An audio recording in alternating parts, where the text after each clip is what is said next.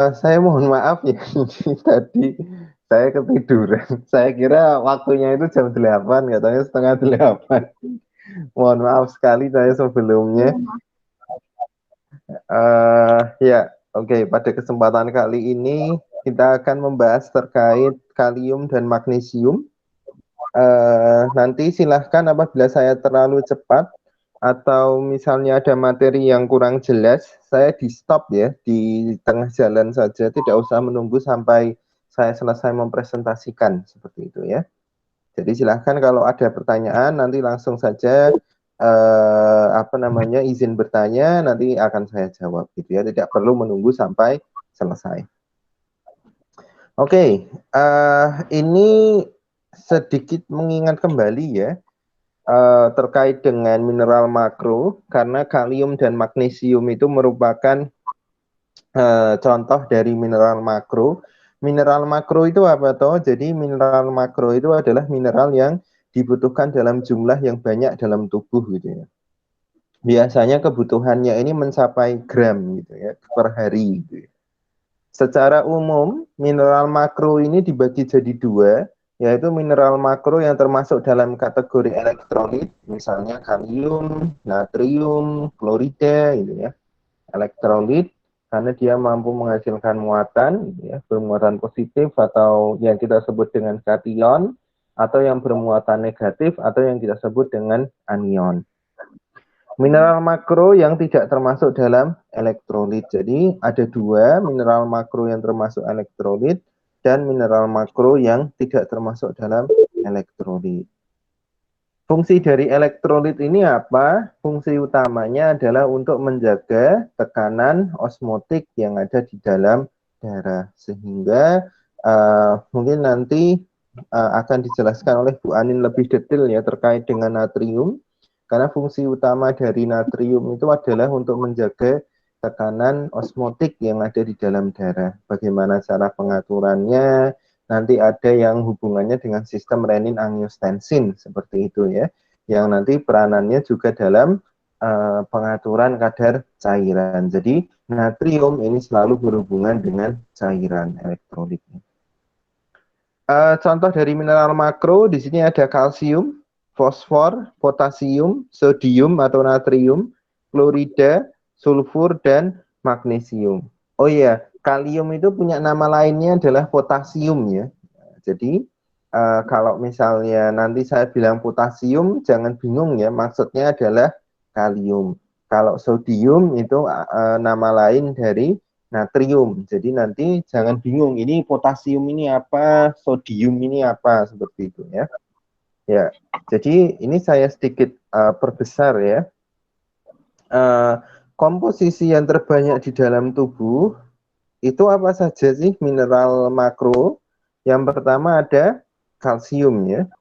Ini jumlahnya sekitar 1000 gram ya, di dalam tubuh atau sekitar 1 kilogram. Jadi sebanyak 1 kilogram tubuh kita ini isinya adalah kalsium. Karena kalsium berada sebagai penyusun komponen tulang dan juga gigi ya. Lalu yang selanjutnya adalah fosfor, karena ini juga sama, karena kalsium ini dia membentuk kompleks di dalam tulang dengan menggunakan fosfor. Lalu ada potasium atau kalium ya. Kalium ini sekitar 140 gram, sulfur 140 gram, sodium atau natrium sekitar 100 gram, klorida sekitar 95 gram, dan magnesium sekitar 19 gram. Ya, karena dia dibutuhkan dalam jumlah yang banyak sehingga konsumsinya dia harus terdapat dalam jumlah yang banyak juga. Nah, sehingga ini sering disebut dengan mineral makro. Jelas ya sampai di sini ya? Oke, kita akan masuk ke kalium atau potasium gitu ya. Mineral makro kalium atau potasium ini adalah mineral makro yang paling banyak terdapat pada cairan intraseluler atau cairan yang terdapat di dalam sel. Berperan dalam kontraksi otot, misalnya otot jantung dan otot otot skelet ya, atau kita sebut dengan otot yang untuk menggerakkan, misalnya otot yang ada di tangan, otot yang ada di kaki, skeletal muscle seperti itu ya. Dan berperan juga dalam penghantaran impuls saraf gitu ya. Jadi kenapa kok kita bisa, misalnya kita mau berpikir untuk jalan, nah terus tahu tiba-tiba tubuh akan jalan. Nah itu salah satu peran dari kalium juga. Berperan dalam aktivasi enzim piruvat kinase dan pompa ion NAK ATP ase.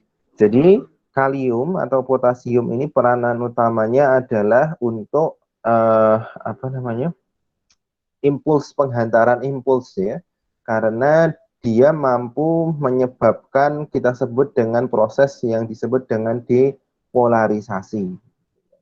Depolarisasi ini apa? Jadi pada kondisi istirahat, membran luar dari sel itu dia akan bermuatan positif. Sedangkan yang membran dalam atau kita sebut dengan intraseluler itu bermuatan negatif. Nah, proses dari depolarisasi itu terjadi ketika natrium atau sodium itu yang lebih banyak kadarnya di dalam ekstraseluler itu masuk ke dalam intraseluler yang diinisiasi oleh pompa NAK-ATPase gitu ya. Jadi Na itu masuk melawan gradien konsentrasi, lalu setelah dia masuk di dalam sel, maka membran luar yang tadinya positif akan berubah jadi negatif. Dan yang tadinya di dalam itu negatif, sekarang berubah jadi positif. Dan ini yang disebut dengan depolarisasi. Karena adanya membran luarnya negatif, maka kalium akan dipompa keluar, sehingga nanti akan menyebabkan kembalinya membran tadi ya, muatannya jadi positif kembali, lalu nanti kalium akan dipompa kembali masuk ke dalam sel, Na akan dikeluarkan seperti itu. Dan dengan adanya proses depolarisasi ini, maka impuls atau apa ya, informasi gitu ya, terkait dengan apa yang harus dilakukan oleh otot, apa yang harus dilakukan oleh tubuh itu, dia akan menyebabkan informasi itu bisa berjalan. Nah, apa yang terjadi kalau misalnya kalium itu rendah? Kalau kalium rendah yang dikonsumsi itu rendah, akan menurunkan kadar kalium intraseluler, sehingga tadinya kita mau, misalnya mau berjalan gitu ya, tapi nggak bisa jalan-jalan gitu. Karena informasi untuk menggerakkan otot itu tadi melalui proses depolarisasi itu tidak jalan, karena tidak ada kalium yang dikeluarkan seperti itu. Atau kalau misalnya apa namanya, kalium itu terlalu tinggi, maka yang terjadi akan menyebabkan proses depolarisasi itu sering sekali terjadi, dan ini yang menyebabkan kenapa pada penderita jantung itu tidak boleh disarankan mengkonsumsi tinggi kalium, karena kalium itu tadi dia akan menyebabkan otot jantung tadi tidak bisa rileks karena terus-terusan mengalami proses depolarisasi. Transport kalium di dalam saluran cerna ini terdapat beberapa transporter gitu ya. Jadi kalium ini diserap di dalam usus. Proses pencernaannya dimulai dari lambung, di mana apabila dia terikat oleh protein, maka protein akan dipecah di lambung, lalu disempurnakan proses pencernaannya di dalam usus ya. Lalu dengan protease-protease yang ada di dalam usus, nanti selanjutnya kalium yang bebas, maka dia akan ditransport ke dalam tubuh melalui protein transporter yang disebut dengan NAK exchanger dan NAK symporter. Nah, transport kalium dari membran basolateral, jadi membran dari sel fili-fili usus itu kan bagian apikal ya, sedangkan bagian bawah dari sel-sel usus atau enterosit itu kita sebut dengan membran basolateral. Nah, membran basolateral ini terdapat transporter kalium yang disebut dengan pompa NaK. Regulasi kalium, jadi kalium ini kadarnya harus diatur supaya tidak terlalu tinggi atau tidak terlalu rendah seperti itu. Regulasi kalium dalam darah dilakukan oleh hormon insulin dan katekolamin atau sering kita sebut dengan hormon adrenalin. Regulasi di darah, cairan ekstraseluler dilakukan oleh hormon aldosteron. Jadi hormon ini dia memiliki peran penting untuk membuang kelebihan kalium yang ada di dalam darah, di dalam tubuh seperti itu ya. Dan biasanya hormon aldosteron ini dia akan terpengaruh juga dengan adanya sistem renin-angiotensin aldosteron gitu ya, sehingga sangat juga dipengaruhi oleh kadar natrium yang ada di dalam tubuh. Regulasinya juga sangat ditentukan oleh ion hidrogen karena biasanya ion H+ itu dia akan ditukar dengan K+ gitu ya, dengan kalium, dan ini biasanya salah satu mekanisme untuk pembuangan kalium yang ada di ginjal biasanya. Kondisi asidosis metabolik ini adalah kondisi di mana pH darah itu rendah gitu ya. Jadi pH-nya bisa 7 atau 6,8 atau 6,5, ya, itu kita sebut dengan kondisi asidosis. Meningkatkan retensi kalium, jadi pembuangan kalium itu akan berkurang. Kenapa? Karena H+-nya tadi dia juga akan banyak gitu ya, hidrogen. Sedangkan pada kondisi alkalosis dia akan meningkatkan sekresi kalium karena aktivitas dari pompa NaK ATPase dia juga akan meningkat. Ini kebutuhan kalium, saya melihat dari angka kecukupan gizi di Indonesia. Jadi kebutuhan kalium kita itu kurang lebihnya adalah 4,7 gram. Dan ini bisa dipenuhi dari beberapa sumber makanan berikut. Misalnya ada kedelai, ini ya ada contohnya ya, tidak kelihatan. Ada kedelai, terus ada apricots, ada kale, ada pumpkin seeds, spinach, kacang almond, hazelnut, alpukat, dan beberapa yang paling terkenal adalah pisang gitu ya. Pisang ini merupakan salah satu contoh makanan yang tinggi kalium. Dan biasanya pada pasien dengan gagal ginjal nantinya kalian ya, kalium ini tidak boleh diberikan dalam jumlah yang besar. Kenapa? Karena kalium ini dia akan menyebabkan tadi ya, karena kalium ginjalnya rusak, sehingga proses pembuangan dari kalium itu tidak berjalan dengan baik, maka yang terjadi adalah penumpukan kadar kalium di dalam darah atau kita sebut dengan hiperkalemia. Kondisi hiperkalemia tadi contohnya akan menyebabkan jantung itu terus-terusan berdetak gitu ya, atau tidak melalui proses fase istirahat, sehingga ini berbahaya dan cepat meningkatkan risiko kematian akibat gagal jantung pada pasien dengan gagal ginjal gitu ya. Jadi pasien dengan gagal ginjal itu salah satu treatment gizinya selain membatasi protein, asupan protein yang berlebihan, protein harus yang berasal dari sumber hewani yang memiliki nilai cerna yang lebih tinggi, juga akan mengalami pembatasan beberapa mineral makro, contohnya di sini adalah kalium. Oke, sampai di sini ada pertanyaan terlebih dahulu?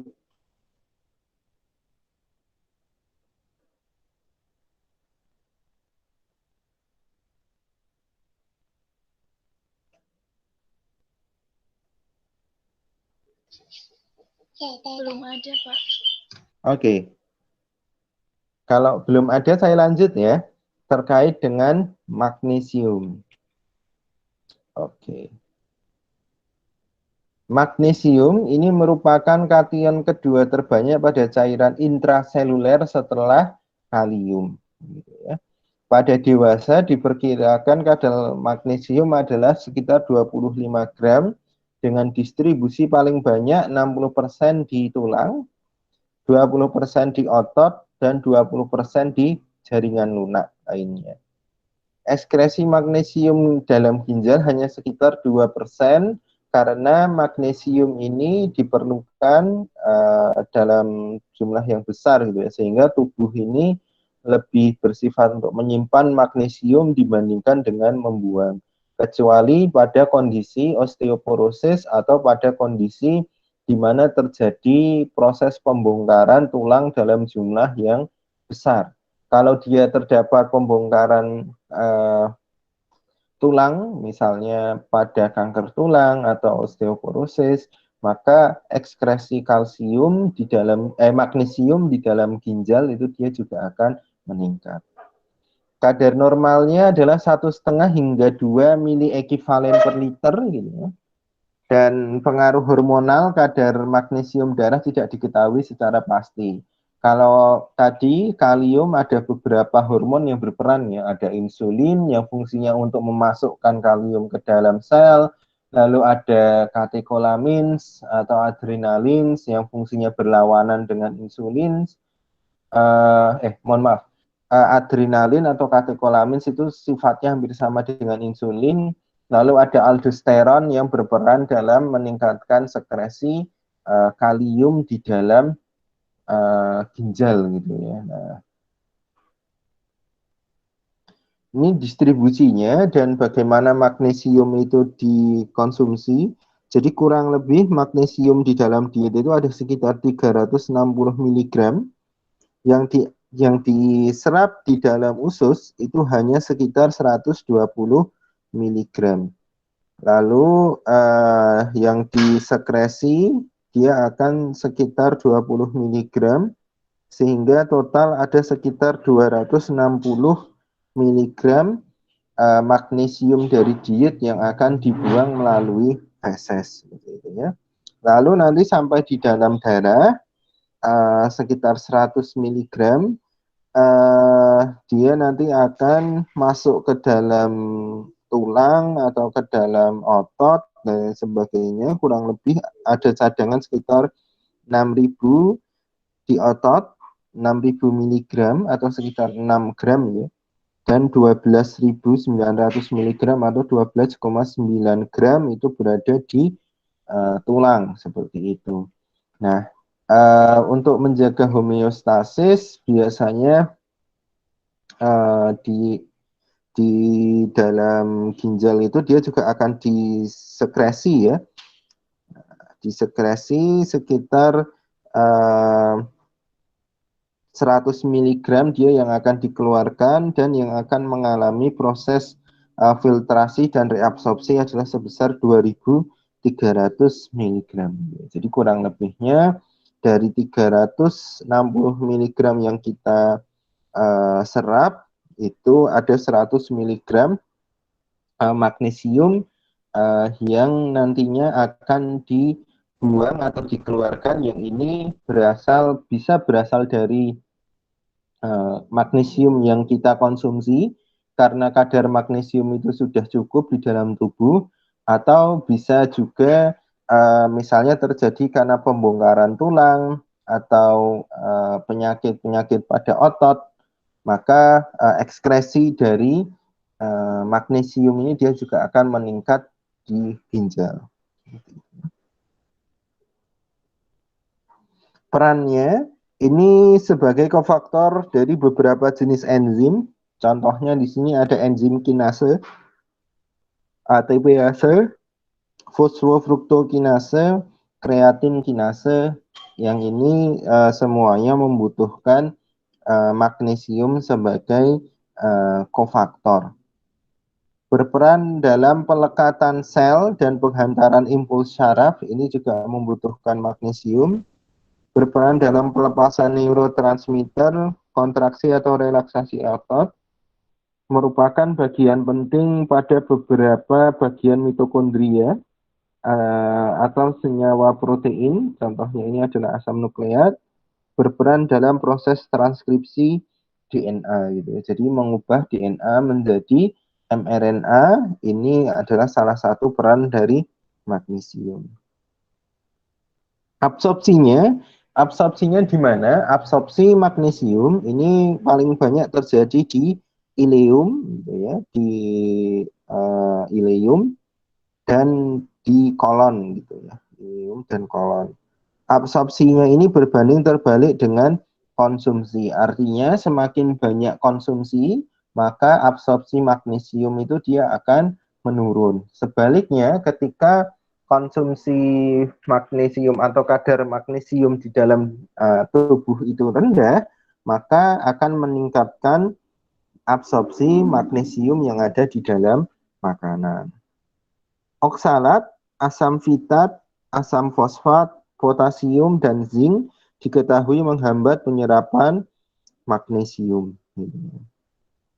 Paratiroid hormon, jadi hormon paratiroid dan vitamin D aktif meningkatkan penyerapan magnesium, tapi sampai saat ini studi ini masih dilakukan pada hewan ya. Jadi kita masih belum tahu apakah pada manusia itu akan menghasilkan hasil yang sama. Tapi salah satu peran dari vitamin D ini adalah dia meningkatkan ekspresi protein gen dari transporter magnesium yang ada di dalam usus seperti itu, sehingga dia meningkatkan penyerapan atau absorbensi dari magnesium yang ada di dalam usus. Absorpsinya dapat dilakukan melalui dua jalur, yaitu transseluler dan paraseluler. Paraseluler itu artinya bisa melalui difusi pasif tanpa melalui transporter. Ada yang sifatnya transseluler. Transseluler ini sifatnya adalah melalui transporter. Transporter di sini adalah di membran apikal atau di bagian atas dari villi usus itu transporternya namanya TRPM6 dan TRPM7. Nah, sedangkan yang ada di membran basolateral ini sampai sekarang masih belum diketahui tipe atau jenis transporter magnesium. Namun ada indikasi ini memiliki hubungan kekerabatan dengan sodium gitu ya. Jadi sodium magnesium exchanger gitu ya. Sodium, jadi magnesium dia akan ditransport keluar ke dalam darah sebagai ganti natrium dia akan masuk ke dalam sel, jadi dia ditukar gitu ya. Jadi magnesium keluar, sodium masuk. Kebutuhannya kurang lebih sekitar 4,5 mg per kilogram berat badan per hari. Beberapa menganjurkan konsumsi sedikit lebih tinggi, yaitu sekitar 6 sampai 10 mg per kilogram berat badan per hari. Ingat, ini per kilogram berat badan. Jadi kalau misalnya berat badannya adalah 70 kilo, maka tinggal dikali dengan 70 kilo. Berarti dengan kata lain konsumsinya adalah sekitar 700 mg per hari gitu ya. Kebutuhan magnesium jarang terpenuhi dari diet karena misalnya pengolahan makanan dengan cara penggorengan, pengukusan dan sebagainya mampu menurunkan kadar magnesium sampai 82%, 60 sampai 82%. Nah, ini contoh sumber makanan tinggi kalsium, contohnya ada sayuran hijau, pisang, raspberry, figs, kacang-kacangan, kubis, asparagus, Brussels sprout, salmon ini ya, ikan salmon, makarel, tuna, oats dan telur. Terima kasih. Ada yang ingin ditanyakan atau ada yang masih bingung?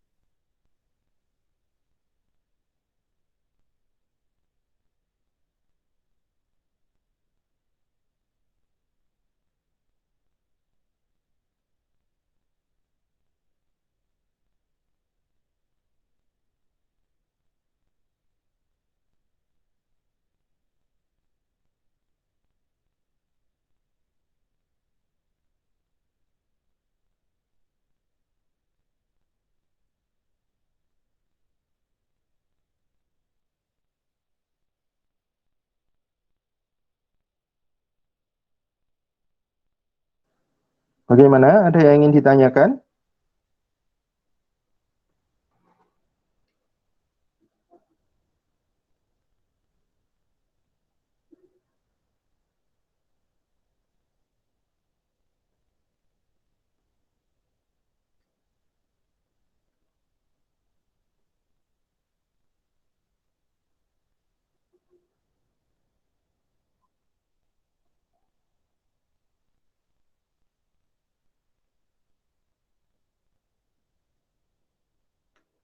Halo? Halo?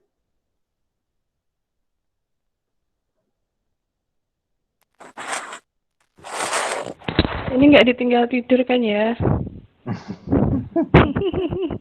Enggak, Bu. Halo. Oh iya, silakan tanya lo, Umaira. Enggak kok Bu, enggak. Udah Bu. Titip nanya, Mas. Ya, silahkan. Kalau Bu Age. yang magnesium tadi kan sebagian besar tidak dari makanan. Terus sebaiknya dari mana ya, Mas? Karena kan setahu saya magnesium kan juga ada efek meredakan stres kayak gitu ya. Ya, iya. Jadi yang paling baik kalau dari apa namanya contoh tadi kan memang pengolahan itu mampu menurunkan kadar magnesium secara signifikan ya 60 sampai 80% kadar magnesium di dalam makanan itu bisa turun akibat proses pemanasan atau proses penggorengan misalnya seperti itu. Yang paling bagus memang dalam hal ini uh, dikonsumsi mentah. Jadi misalnya kalau ada yang berasal dari sumber buah-buahan atau kacang-kacangan itu memang sebaiknya dikonsumsi dalam apa ya dalam bentuk yang mentahan seperti itu.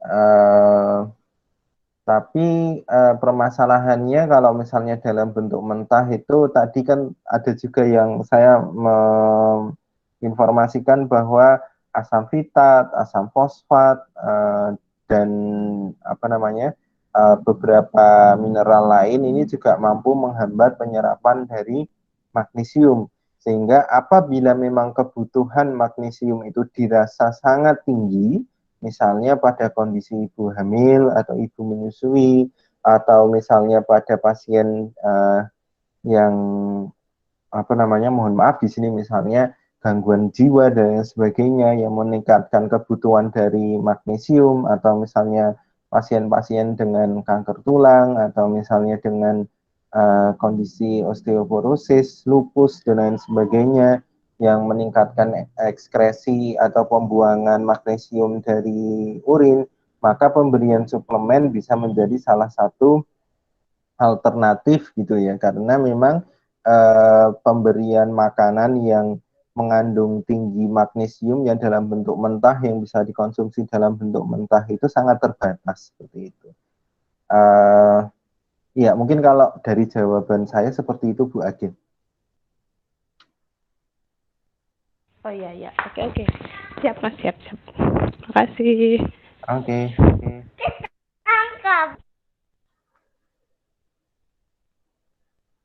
Ada lagi yang ingin ditanyakan?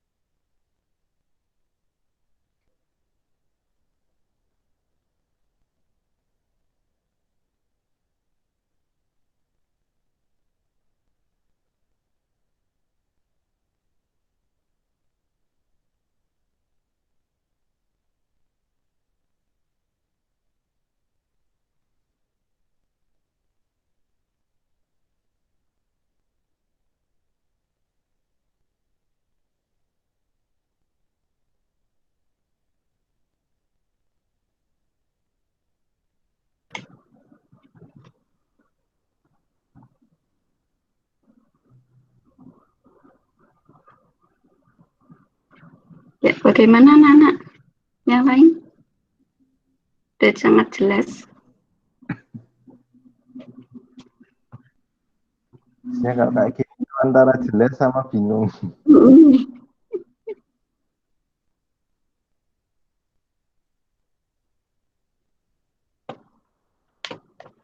Terutama yang dapat tugas kalium dan magnesium.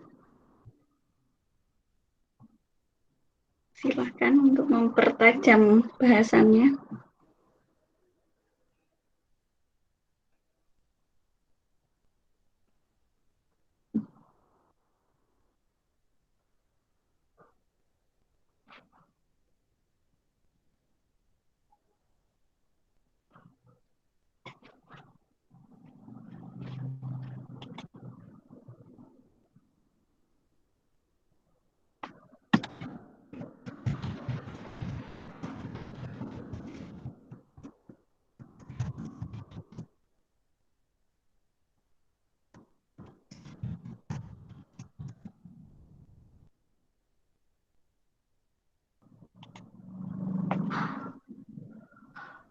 Ditunggu 5 menit lagi.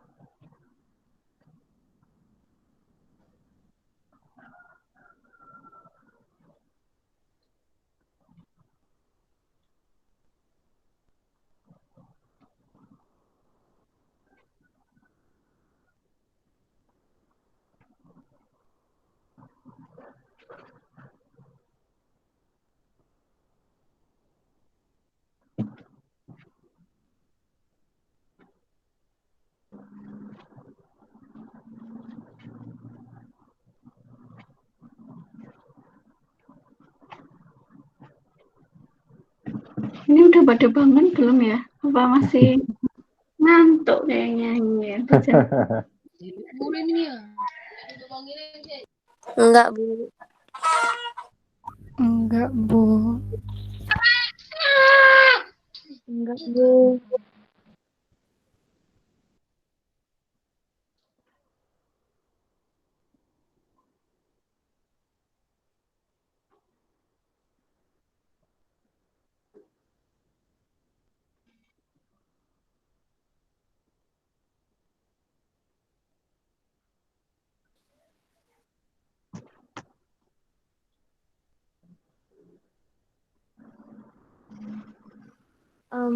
Pak, saya mau minta buat mengulangi yang bagian ini, boleh nggak, yang penyerapan kalium? Ya, Yang sebentar. penyerapan kalium boleh diulang nggak, Pak? Ya, oke, sebentar. Saya tak share screen lagi ya. Iya, Pak. Terima kasih.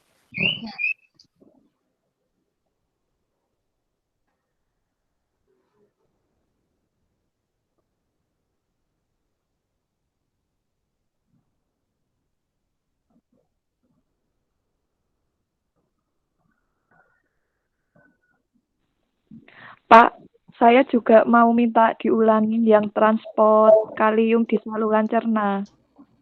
Oke, sama ya pertanyaannya. Oh iya. Makasih, Pak. Oke.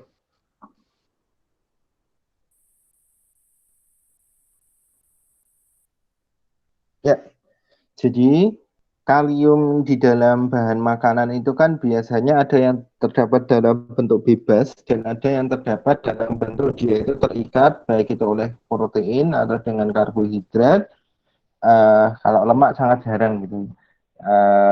Dan proses pencernaan lemak dan karbohidrat itu kan kalau protein dan karbohidrat, kalau protein kan dimulai di lambung ya, di mana dengan adanya enzim pepsin dan dengan adanya HCl dia akan mencerna protein sehingga kalium yang dia berikatan dengan protein itu tadi dia akan lepas, akan bebas yang nantinya akan masuk ke dalam saluran cerna ke usus gitu ya. Nanti di usus dia akan diserap gitu.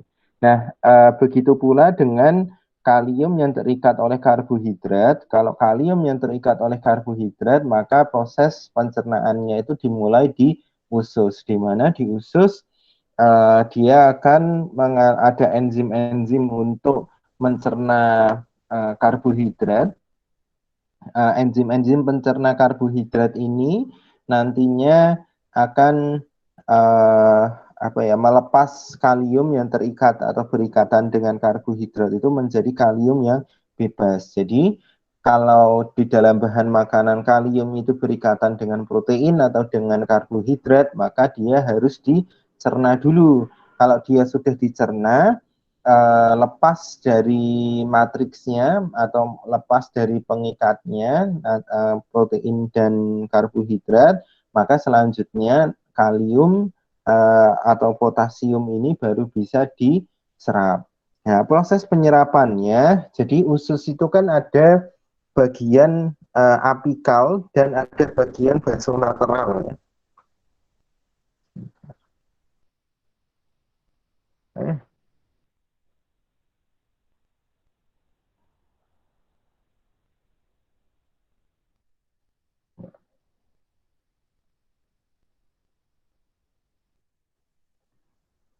Ini kan sel usus ya, sel enterosit ya. Nah, bagian yang atas ini kita sebut dengan bagian membran apikal, ini ya. Sedangkan yang bawah ini kita sebut dengan bagian basolateral. Nah, di dalam usus itu ada dua transporter, yaitu transporter yang letaknya di membran apikal. Ya, yang membran apikal itu transporternya apa saja ini? Ada NAK exchanger dan ada NAK simporter gitu ya. Jadi kalau exchanger itu Na sama kalium, sodium sama potasium itu ditukar. Artinya kalau tubuh membutuhkan potasium atau potasium atau kalium, maka sodium atau Na itu dia yang akan dibuang, dimasukkan lagi ke dalam lumen usus gitu ya, untuk dibuang bersama dengan feses gitu. Exchanger gitu. Ada satu lagi transporter yang disebut dengan NAK simporter. Karena ini simporter, maka dia bersama-sama. Artinya Na dan K itu masuk bersama-sama dalam transporter yang sama begitu ya, dengan protein yang sama. Jadi di atas atau di bagian membran apikal dari sel enterosit atau sel-sel usus itu ada dua transporter, yaitu NAK exchanger dan NAK simporter. Sedangkan pada bagian bawah atau bagian membran basolateral ini yang paling bawah ya, membran basolateral ini dia nanti transportnya akan dilakukan oleh pompa NAK ATPase, biasanya yang membutuhkan ATP atau energi seperti itu. Jadi ada dua, yang atas itu dia tidak membutuhkan energi atau sifatnya pasif melalui transporter, yang bawah dia sifatnya aktif, yang ini nantinya akan melawan gradien konsentrasi biasanya, yang nantinya membutuhkan energi untuk bisa memasukkan kalium dari sel usus ke dalam darah. Begitu? Sudah jelas atau masih bingung?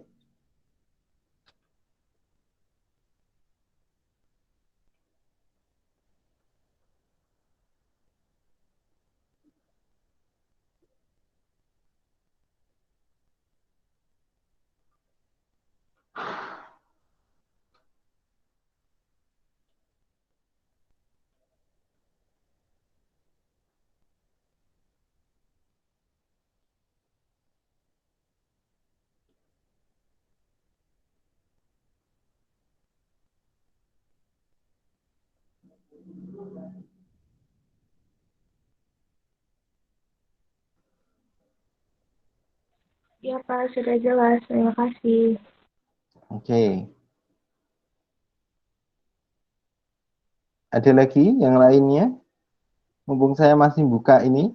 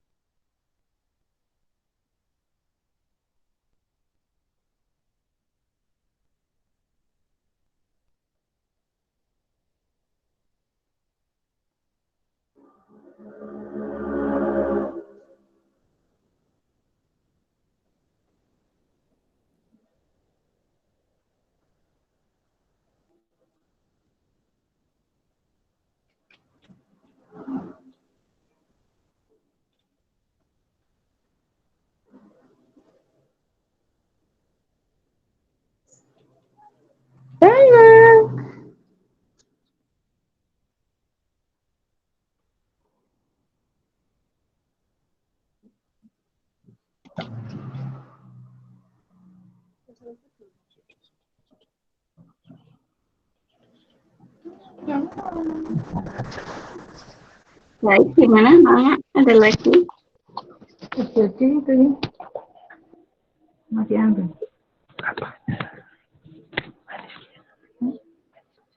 Ini kita langsung diambil. Pakai nggak bisa apa? Nggak bisa nganterin. Karena nggak bisa nganterin. Bisa lah, manis. Apa kayak gembira? Ya, Ngantuk. enggak bilang banyak Mbak kalau diantar sini nggak bisa. Hmm, Ya diambil Mbak loh. Iya. manis. Ya mungkin ada dulu Pak Rio. Ya. Gimana Bu Anin? Kalium sama magnesium tidak senjelimet Fe Oh, ya. iya. Oh, oke. Jadinya memang ya. Tapi semoga anak-anak ini ya lebih paham, terutama di metabolisme dan fungsinya. Begitu. Mungkin sudah dulu kita cukupkan saja. Oke, terima kasih. Terima kasih Pak Rio. Sama-sama. Ya, Terima terima kasih kasih. anak. Nanti insya Allah Ibu upload di YouTube seperti biasa untuk bisa diulang kembali yang sinyalnya melek-melek gitu ya. Kita tutup pertemuan pagi ini ya Pak Rio. Terima Ya. kasih.